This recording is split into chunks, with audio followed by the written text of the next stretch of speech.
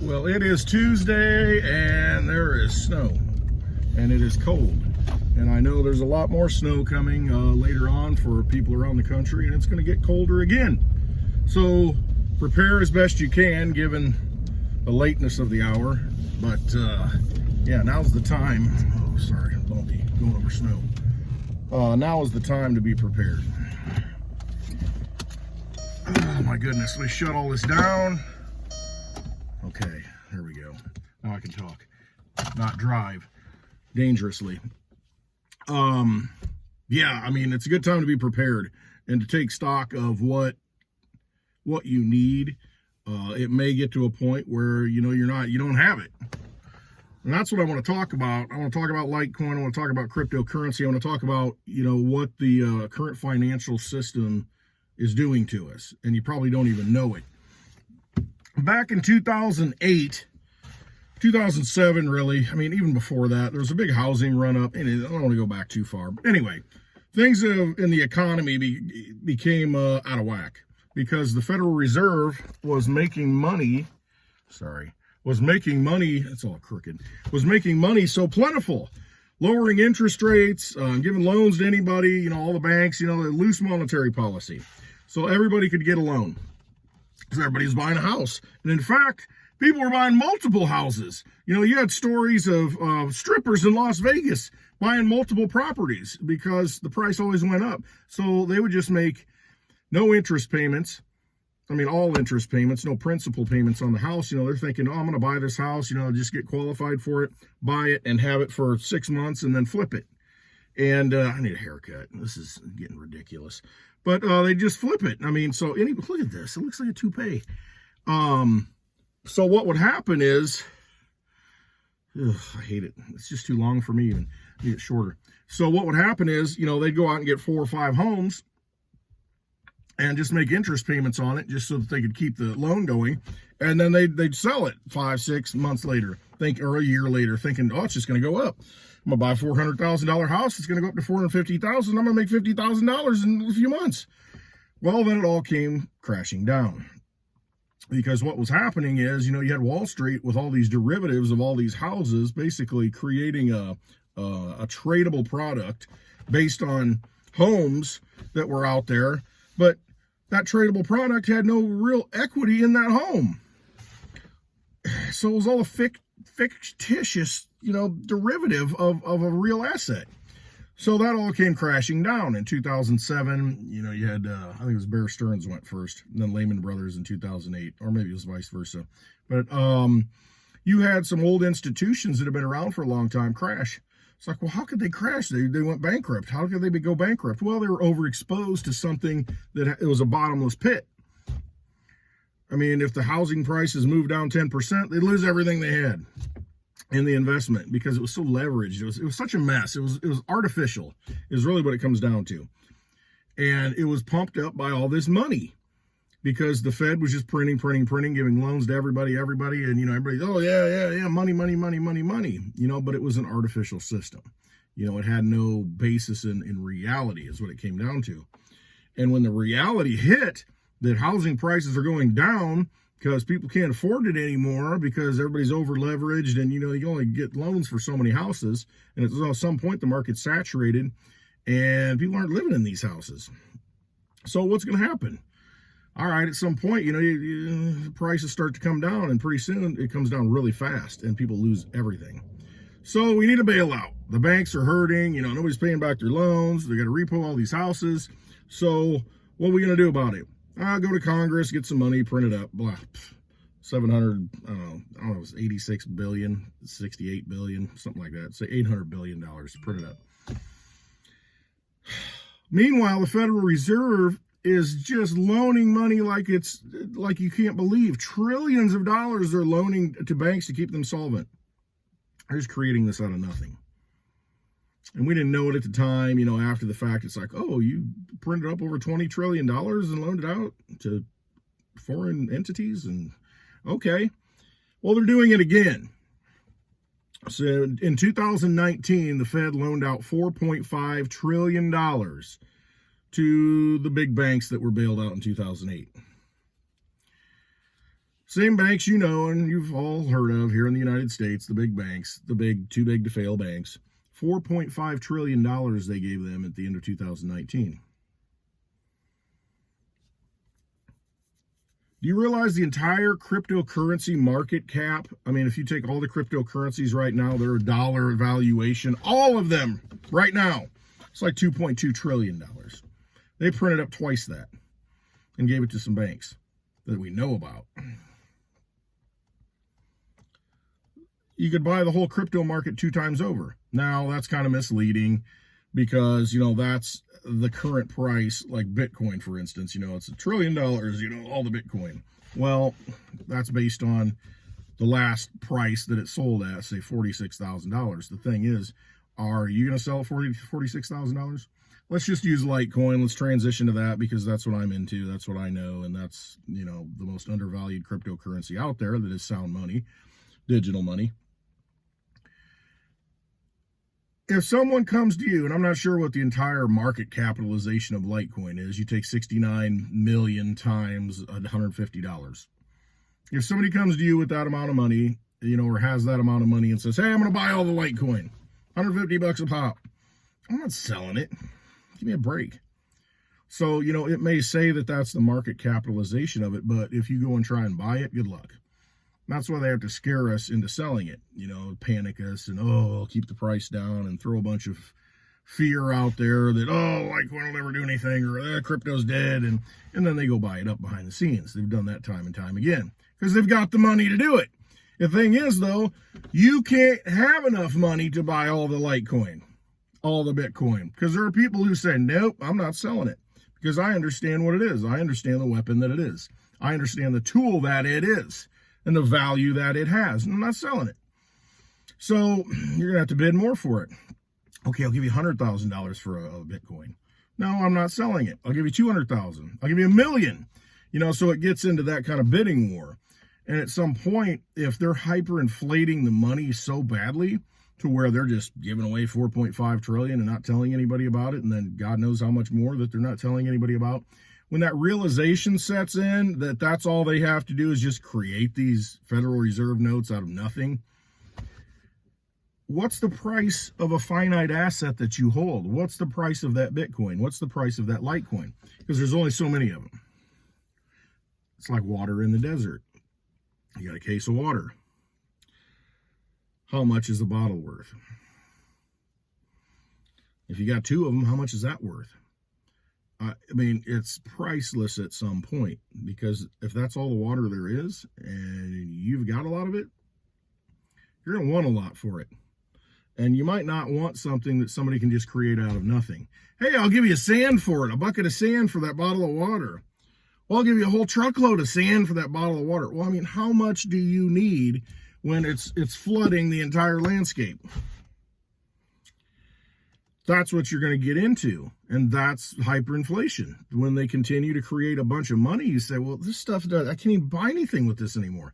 I can't even go buy a freaking steak dinner with this anymore. Why would I sell you my Litecoin?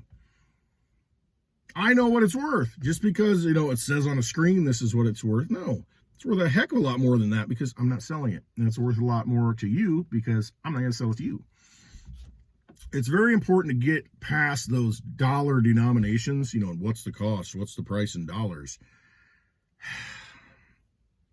At some point it all breaks, and we're seeing it break. You can run along for a long time. Sooner or later, God's going to cut you down, says Johnny Cash. They printed and run along for a long time with this dollar system. It's not a dollar system, it's a Federal Reserve note system. We don't have dollars anymore. Can't turn them in for silver, can't turn them in for gold. We don't have sound money. It's a Federal Reserve note. It's a debt note. That's all we have. And they can create as many as they want, and they have been. And when the realization sets in that they're creating a lot of them, the cost of things start to creep up.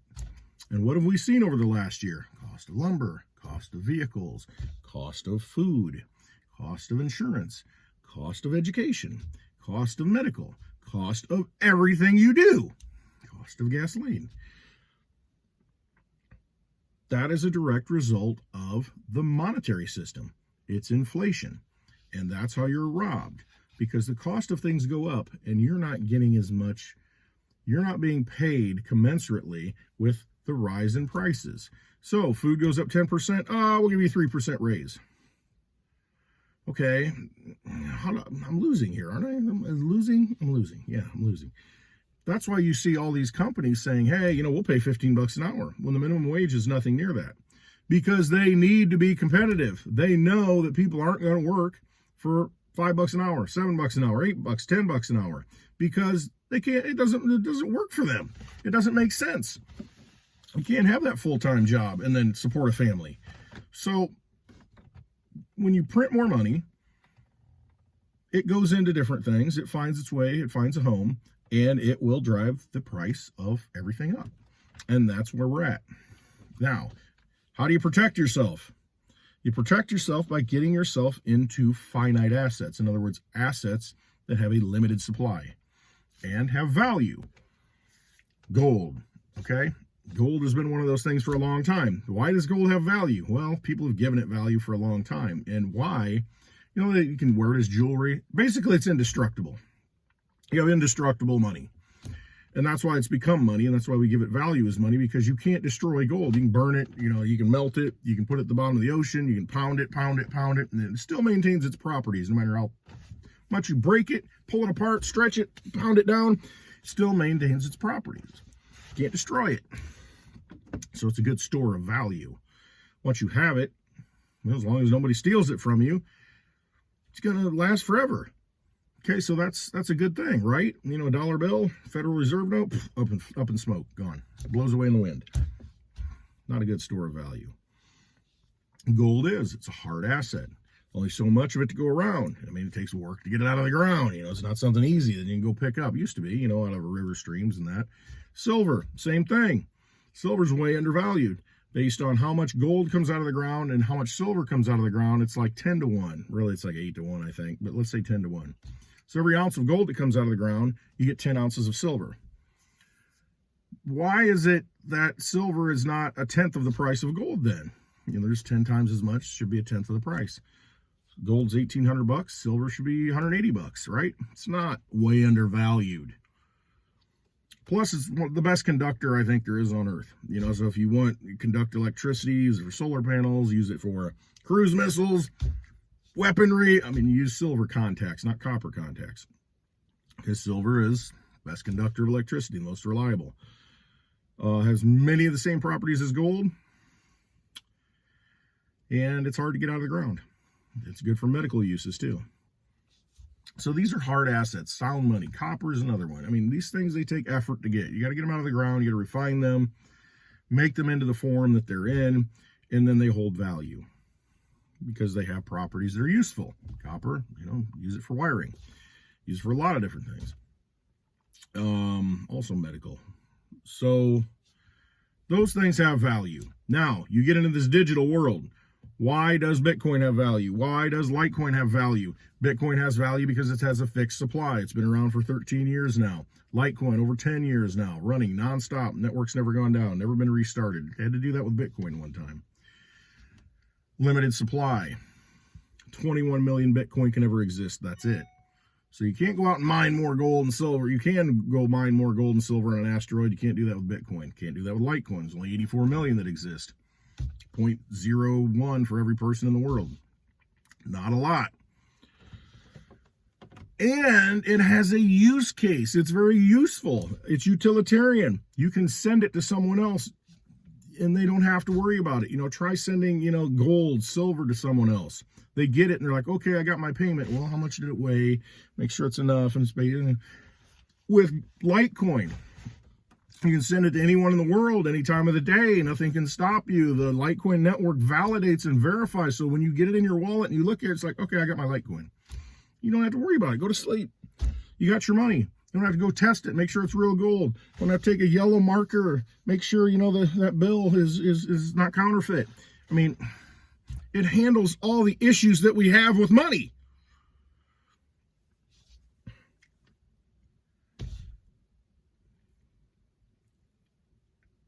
And the Fed can print up $4.5 trillion and just hand it out to banks. You can't just print up Litecoin. 69 million exist. Computer networks have to run for another 100 years to get the last 15 million produced until that's it. There's no more, because it's on a fixed schedule and it's harder and harder to get as it gets further along. So what's available now is cheap. It's like silver. It's way undervalued. That last 15 million that needs to be mined out is going to be harder and harder to do. It's going to make the price go up. Now I say price in whatever currency, you know, whatever it is, the value will go up because there's less. It's harder to get more. So what you have now is worth more. They will come to you and say, I want your Litecoin. Well, how much are you going to pay me? $1,000 each. No. 10,000 each. Okay, some people, you know, maybe I'll do that. Depends what 10,000 buys. You know, if it buys a steak dinner, no. Because if they inflate it so much that, you know, it costs you $50 for a gallon of gas, I mean, at some point you're like, well, $10,000 isn't that much anymore. See, the dollar system, the Federal Reserve note system is in flux all the time. They can destroy it. They can devalue it. You can't do that with cryptocurrency. It's like water in the desert. It's a case of water. So I got 84 bottles of water, you know, like with Litecoin, 84 million Litecoin. There's 84 bottles of water out there. That's it. That's all you got. Somebody gets it, they're not going to let go of it. As they look around at the landscape, they say, water's pretty valuable. I don't see any more of it. I don't see any more of it anywhere. I don't see people walking around with it. A lot of sand out here, though. They're making that every day. So I'm not going to take any sand for my water. My whole goal in life, at this point, this chapter in my life, is to make people aware of the opportunity that Litecoin presents. That's it. Do I benefit from this? Spiritually, yes, I think I do. Financially, do I? No. I've spent a lot of money traveling to different meetups, many meetups for a long time. And I would do it all again. It's not a profitable endeavor, but I have to do it. I can't not do it, because I want as many people as possible to wake up to the fact that they've got an opportunity now, before the whole thing comes crashing down, to get into something that has value that can protect them. And people say, oh, well, Litecoin, you know, it's just a dog. It doesn't move. It doesn't do anything. It will be that way until one day it's not. And then at that point, it's too late. You've got to see the long game. You've got to see the end game. You got to see what's happening. When it snaps, it snaps. I mean, you see these things. You hear about companies, oh, well, they're having problems, and all of a sudden, overnight, they go bankrupt. They're gone. So it happens slowly, then all of a sudden. And that's the same way with Litecoin. At some point, soon, the reality sets in, and then you're not going to get it. You're not going to be able to get it. And if you want to get it, you're going to pay a lot for it. Right now, it's cheap. It's on sale. It is undervalued. I don't want to buy something when it's sky high and, you know, it's ridiculously overpriced. I look at the fundamentals and I want to buy something that has real value. I look at silver and I'm like, that's got real value. That's undervalued. Those are the kind of things that I want to get, because I'm not rich. I can't just go throw money at stuff. Everything I do, I have to make sure I've got enough money to do all the things I need to do. I've got a family. All of us are in this situation. We got to pay attention to what things cost, because we got to get through the day. So I don't want to be wasting my money on something that's way overpriced. I drive a Digibug. This one's a 2004. I got a 2000. I keep them running. Why do I do that? Because I just want a vehicle that runs. I don't need anything fancy. I want something that has value. And plus, I can't afford to buy anything brand new. It's just not, it doesn't work. And I've done it in the past, but I keep those cars forever. And it's just, I want people to have good value for their money, for their energy. And that's the key. It's your energy. Put it into something. Don't waste it. Don't put it into something that's going to lose value. Put it into something that you can use, that has a purpose, that holds your energy, and that will protect you when everything falls apart. And I look at it and I said, Litecoin? I mean, I like Digibyte too. I don't talk about it that much, but I like Digibyte too. It's a mined coin. It's been around since 2014. It's like 3.5 cents each. Now there's a lot more of them, but again, there's a lot of value there. So, I mean, you don't have to buy a whole Litecoin. It's 150 bucks. You can go buy a quarter of a Litecoin. Just look into it. Look at the fundamentals. Realize where we're at in society, where we're at in this world. Protect yourself. Find ways to do that. These are just a few options that I throw out there. Just trying to help. I just want things to be better. I want to leave things better than I found them. And this is one way to do that. All right. So it is Tuesday, and I guess that's a lot of Tuesday crypto truth. I hope you have a wonderful day. I thank you so much for watching. And if you have any value in this, hit that thumbs up. Subscribe to my channel. Share it with other people that might benefit from what I have to say. And if you don't think there's any benefit to it, it is what it is. I'm not for everybody. But I thank you so much for watching. I hope you have a wonderful day. I love you all.